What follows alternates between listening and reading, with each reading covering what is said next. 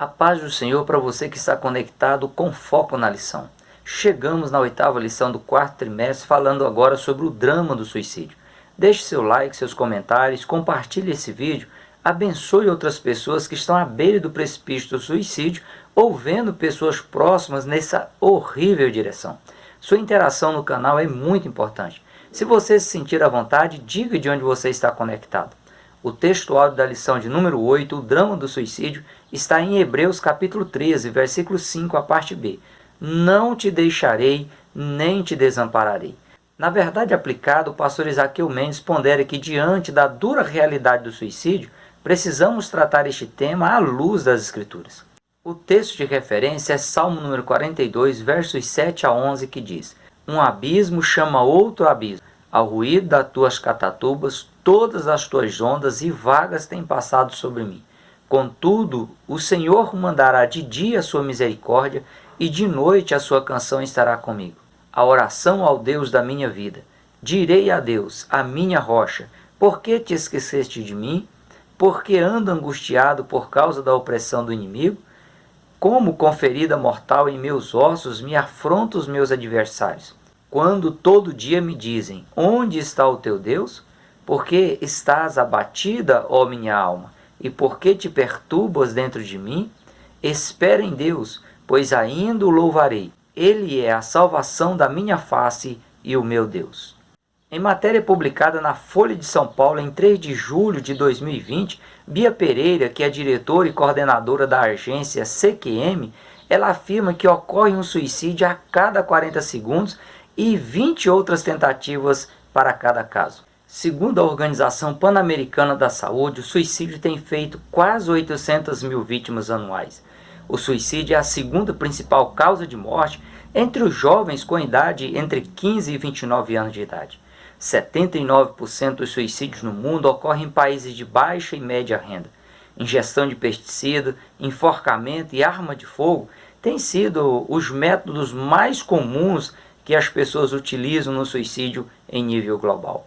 O suicídio é um problema de saúde pública. No entanto, eles podem ser evitados em tempo oportuno, com base em evidências e com intervenções de baixo custo. A questão é que, para uma efetiva prevenção, as respostas nacionais necessitam de uma ampla estratégia multissetorial. Entre essas estratégias, penso que estão a de colocar esse tema em foco dentro das igrejas para que haja uma conscientização da gravidade, como também para que haja uma conscientização das saídas possíveis à luz das Escrituras para esse panorama que é assustador, em que os casos de suicídio também estão aumentando no meio evangélico.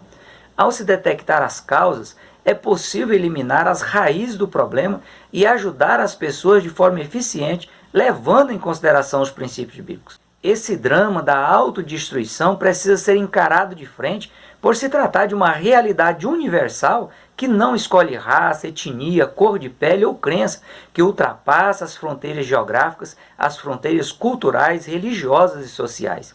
O termo suicídio vem da junção de dois termos do latim, sui mais caedere. Sui significa próprio, caedere significa matar, ou seja, é o ato de assassinar a si próprio.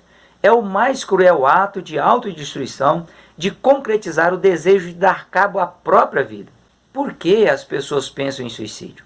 Uma pessoa que chega ao ponto de desejar matar a si mesma só o faz se ela estiver mergulhada em uma dor emocional, em uma dor psicológica considerada pela pessoa como sendo algo insuportável. A pessoa simplesmente quer acabar com essa dor horrível.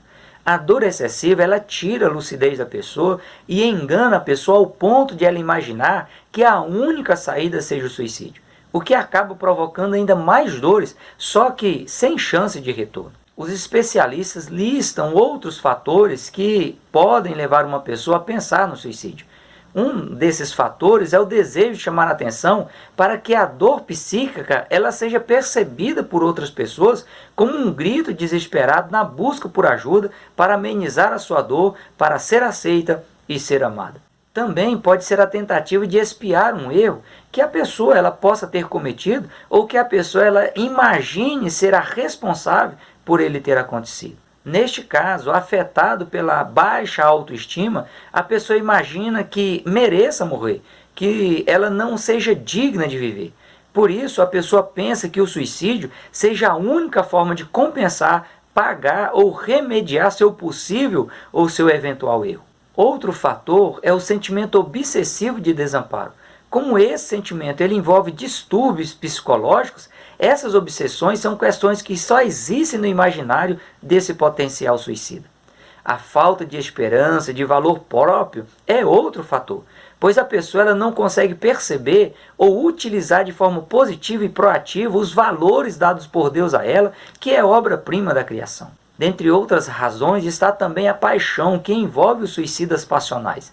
A paixão é um sentimento muito forte, impulsivo, possessivo e chega a ser considerado pelos especialistas da psicologia como um sentimento que, se não for controlado e mudado para um amor incondicional, pode ser considerado doentio. Por essas características, a paixão ela provoca fortes frustrações, fortes desilusões nos rompimentos dos relacionamentos, levando a pessoa a odiar na mesma intensidade com que ela imagina amar, caso as suas pretensões deixem de ser satisfeitas. A pessoa acaba imaginando que, se ela não pode ter para si a outra pessoa, é melhor matar ou morrer, já que a pessoa ela está aprisionada aí por um sentimento que pode ser doentio, por abandonar o sentido da vida em Deus e abandonar também o amor próprio. O dinheiro também tem sido a causa de muitos suicídios nos casos em que a pessoa ela entra em crises financeiras, podendo cair em situação de pobreza e miséria, dado a perca de emprego ou a perca de bens materiais.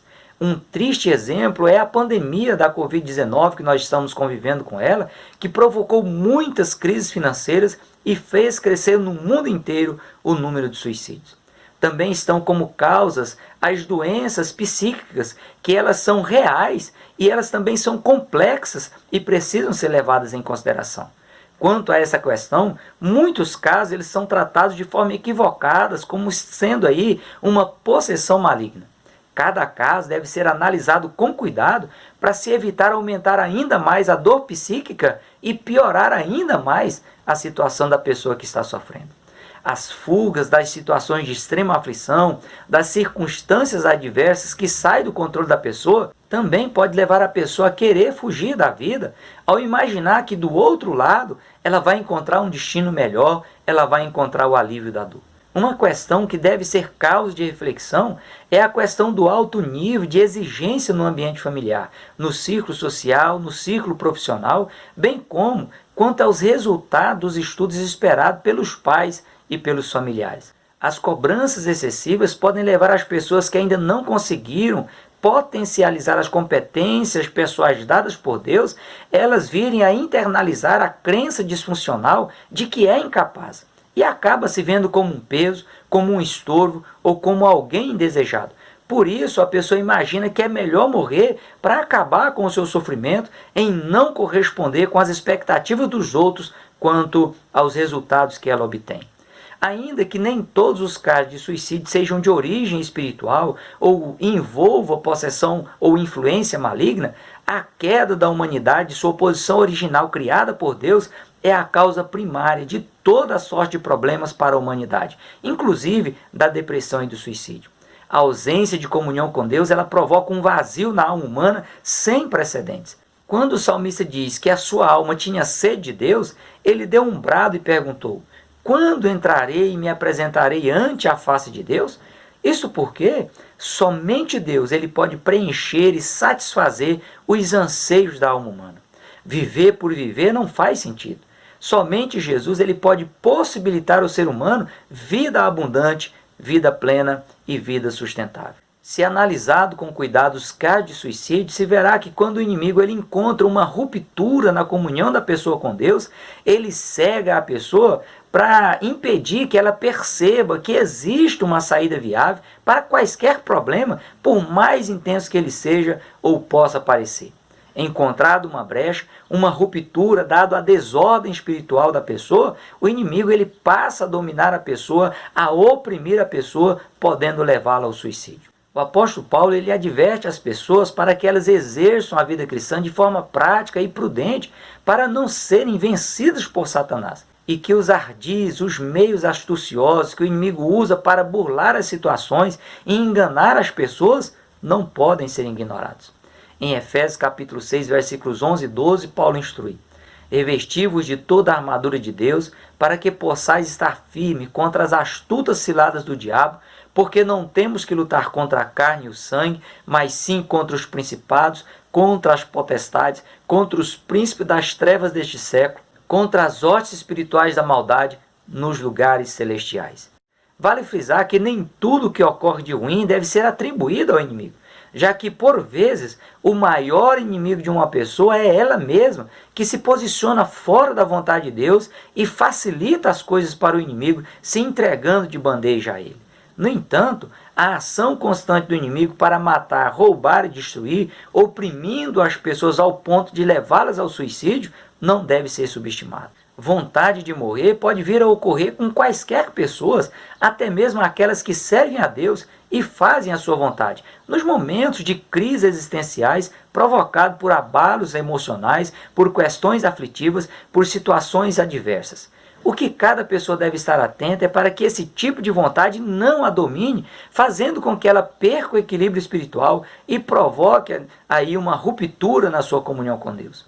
No cenário bíblico, há vários casos de homens de Deus em momentos de crise emocional, de crise existencial, que por um momento deixaram de visualizar sentido em continuar vivendo, em sendo útil aos propósitos de Deus na terra. O patriarca Jó, por exemplo, após ser aconselhado por sua esposa a amaldiçoar a Deus e se suicidar, ele encontrou força para orar, colocando diante de Deus a sua crise existencial, dizendo: quem me dera que se cumprisse o meu desejo, e que Deus me desse o que espero, e que Deus quisesse quebrantar-me e soltasse a sua mão e acabasse comigo. O fato de Jó utilizar das suas últimas forças para falar com Deus lhe deu equilíbrio suficiente para suportar tudo de forma resiliente e desfrutar da generosa ação benéfica de Deus em seu favor. Moisés, diante de tantas reclamações dos hebreus, diante de tanta ingratidão dos hebreus a Deus por tudo que Deus já havia feito, da falta de visão dos hebreus quanto às promessas de Deus e da assistência divina para cumprir as promessas de Deus, Moisés diz: eu sozinho não posso levar a todo esse povo, porque é muito pesado para mim. E se assim fazes comigo, mata-me, eu te peço, se tenho achado graça aos teus olhos, e não me deixes ver o meu mal. Como o canal de comunhão com Deus de Moisés continuava intacto, ele teve o controle da situação e ele colocou o seu problema diante de Deus. Deus seria quem deveria decidir o que fazer com a vida de Moisés, como o fez, e também solucionou o problema ao, por meio do próprio Moisés, delegar a autoridade a 70 anciões para auxiliá-lo na condução do povo. Deus fez com que Moisés encontrasse sentido para continuar vivendo. A Moisés, que imaginava esgotado, Deus diz: tirarei do espírito que está sobre ti e porei sobre eles, e contigo levarão a carga do povo, para que tu sozinho não o leves. O profeta Jonas, ao imaginar que seu ministério profético seria ridicularizado pelo fato de Deus ter poupado os ninivitas, ele entrou em crise existencial imaginando que seria melhor morrer. Por se manter em comunhão com Deus, mesmo em um momento considerado por ele insuportável, Jonas conseguiu orar por 2 vezes dizendo: peço-te, ó Senhor, tira-me a minha vida, porque é melhor morrer do que viver. E aconteceu que, aparecendo o sol, Deus mandou um vento calmoso oriental, e o sol feriu a cabeça de Jonas, e ele desmaiou. E desejou com toda a sua alma morrer, dizendo: melhor me é morrer do que viver. Como Jonas deixou a cargo de Deus decidir se ele continuaria vivendo ou se morreria, Deus entrou em um diálogo com Jonas, o reconduzindo à sensatez, o levando a refletir melhor sobre o que de fato era importante. Jonas abriu mão de suas crenças disfuncionais, reequilibrou suas emoções a partir do seu equilíbrio espiritual. A providência divina desses relatos bíblicos é para que fique claro que, enquanto o ser humano ele deixar a decisão sobre a continuidade de sua vida a Deus, ele vai mostrar que há excelentes motivações para se continuar vivendo na dependência dele. Também há casos de suicídios na Bíblia. Nesses casos, Fica claro que o que levou as pessoas a consumarem o desejo de morrerem, ao assassinarem a si próprios, foi o fato de elas terem rompidas a sua comunhão com Deus, dado brecha para o inimigo e fechado os olhos para as providências divinas.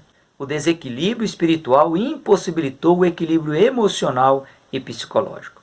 Saul, ao invés de se arrepender de seus erros, de buscar auxílio divino, como fez em outras guerras, ele continuou se afastando de Deus ao ponto de Deus o rejeitar. Ou seja, sua comunhão com Deus se rompeu. E sem comunhão com Deus, ele desesperou na guerra contra os filisteus. Encurralado e ferido, ele se lançou sobre a sua própria lança e morreu.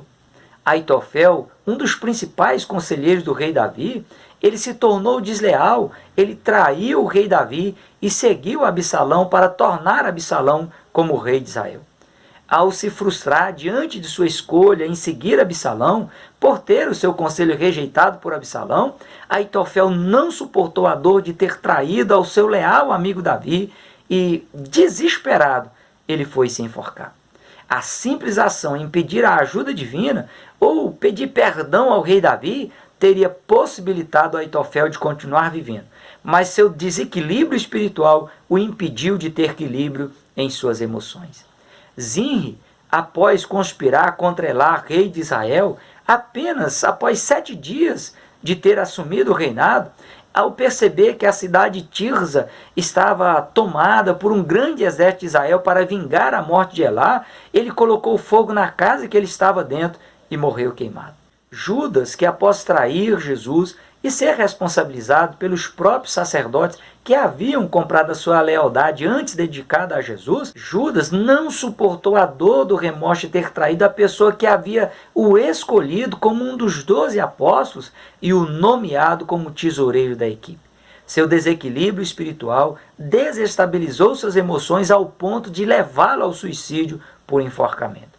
Ter momentos em que a pessoa deseja morrer é até mesmo normal. No entanto, a pessoa deve estar atenta para que, enquanto houver equilíbrio espiritual, ela procure a ajuda divina, ela procure a ajuda da família, ou de algum homem ou uma mulher de Deus, e também procure a ajuda de profissionais habilitados para promover ações que vão interromper as crises existenciais e mostrar novos e promissores horizontes à frente. A desobediência à vontade de Deus, ela gera ruptura da comunhão com Ele, gera desestabilidade espiritual, desequilíbrio emocional e leva a pessoa a se sucumbir diante das situações aflitivas extremas, de adversidades que representem a perca do controle da situação. A pessoa deixa de acreditar que Deus pode socorrê-la, também passa a ser incrédula quanto à possibilidade de reversão do caos implantada em suas emoções e em sua psique.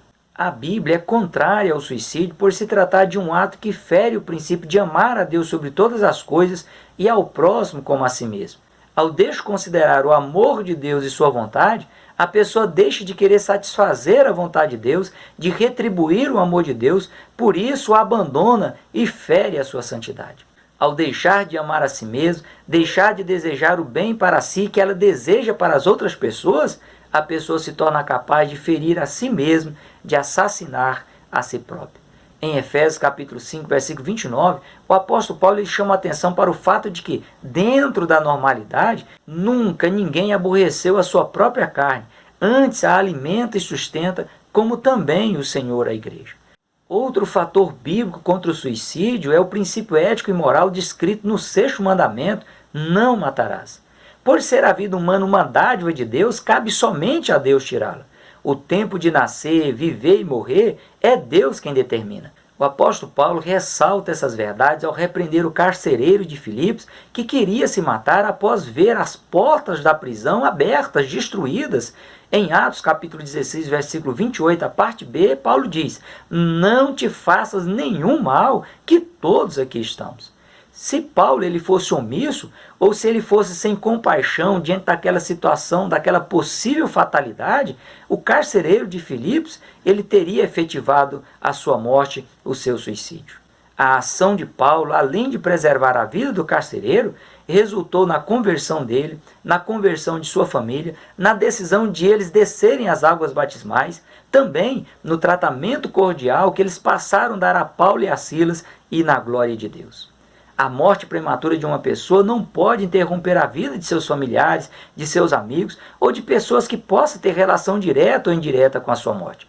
Até mesmo as tragédias em famílias podem gerar motivações para os ajustes necessários para os demais membros da família levarem em consideração que a vida continua e que a presença de Deus é a maior razão de que compensa continuar vivendo. Por isso, devemos prosseguir por causa de Deus. Sim, a existência de Deus ela deve ser vista como a possibilidade de restauração plena de quaisquer tipos de dores, de quaisquer tipos de crise, sejam elas emocionais, psicológicas, espirituais, materiais ou físicas. Deus é maior do que qualquer dor e, por vezes, ele pode se utilizar até da dor para chamar a atenção da pessoa, para que ela olhe para ele e se livre dos males que comprometem a sobrevivência espiritual e a salvação eterna.